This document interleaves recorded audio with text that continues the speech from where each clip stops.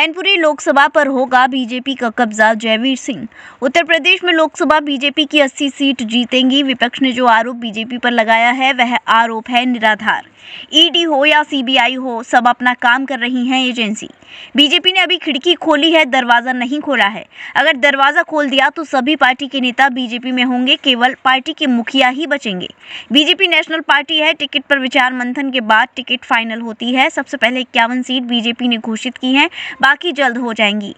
अगर पार्टी जयवीर को चुनाव लड़ाएगी तो बीजेपी मजबूती से चुनाव लड़ेगी।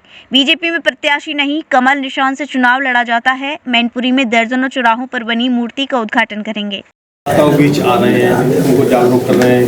क्या ऐसी परिस्थिति पड़ रही है कि भारतीय जनता पार्टी बहुत सोच समझ के अपने चुनाव प्रत्याशी की तैयारी कर रही है, तक प्रत्याशी घोषित नहीं किया? जिंदगी में कोई काम सोच समझ के होता ही है, होना ही चाहिए, इसमें कौन नई बात है।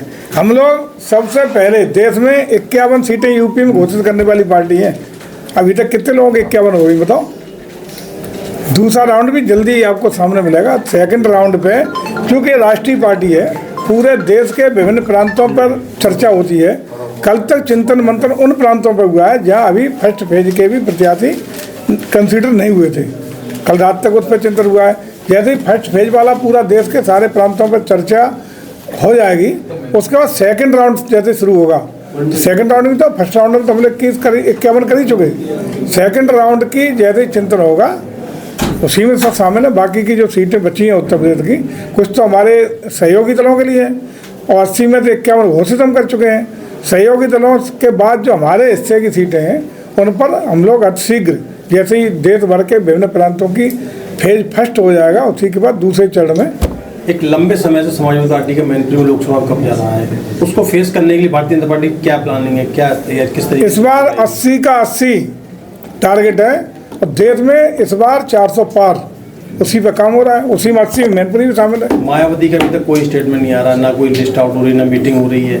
इसको लेकर लग रहा है कि कुछ लोग अनुमान लगा रहे हैं कि एनडीए में शामिल हो सकती हैं और वहीं कुछ लोग कह रहे हैं कि इंडिया गठबंधन का हिस्सा बन सकती है। अब ये तो मायावती जी बढ़िया बताएंगे, हम लोग क्या बता सकते हैं उनके बारे में। अगर वो इंडिया गठबंधन में शामिल होती है तो क्या इंडिया को कितना बड़ा नुकसान हो सकता है या नुकसान हो? देखिए, इस बार जो परिस्थितियाँ हों, हम लोग आधे से ज़्यादा मत 60% कुल मतों का से 60% मत एनडीए और भारतीय जनता पार्टी के पक्ष में। आदरणीय मोदी जी की गारंटी, मोदी जी के 10 साल के कार्यों और मोदी जी की देश में प्रभाव प्रताप और वैश्विक लीडर बनने की स्थिति में जो भारत को उपलब्धि 10 साल की है। उत्तर प्रदेश में आदरणीय योगी जी की 7 साल कार्य क्षमता के आधार पर, कार्यशैली के आधार पर जो प्रदेश का वातावरण बदला, उसकी जो परिणति है उसी का परिणाम होगा कि हम मोर देन 60% वोट अकेले हासिल करेंगे और 60% में जो दल इकट्ठे हो जाएं, अलग अलग हो जाएं, कोई फर्क नहीं पड़ने वाला नहीं है।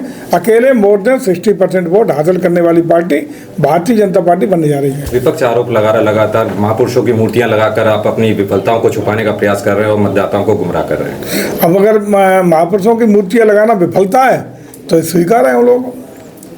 एक आरोप ये भी लगता है विपक्ष द्वारा कि दबाव में उनके राजनीतिक पार्टियों को तोड़ा जा रहा है, उनके लोगों को अपने पार्टी में शामिल कर रहे हैं, जबकि कभी अभी आप आरोप लगाते रहे हैं पार्टी उन पे जांच की बात करते रहे हैं, वही लोग आज पार्टी में शामिल।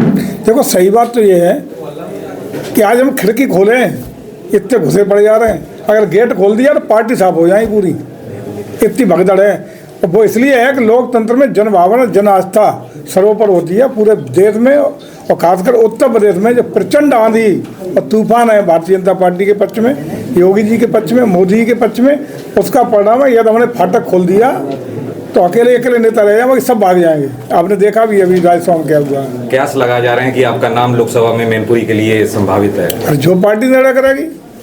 क्या डिम्पल उस समय हारेंगी? अरे हमें नहीं मालूम क्या होगा, लेकिन डिम्पल जी तो हारेंगी ही, कोई भी लड़ेगा। लेकिन पार्टी का जो भी प्रत्याशी आएगा वो मजबूती से लड़ेगा, कमल निशान लड़ेगा, कमल निशान जीतेगा।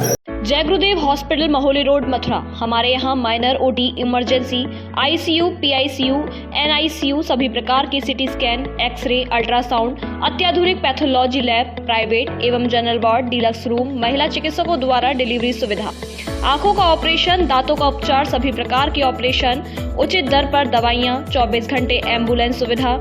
जनपद में सबसे कम दर पर 100 रुपए में ओपीडी सुविधा उपलब्ध है। संपर्क करें 8650777901।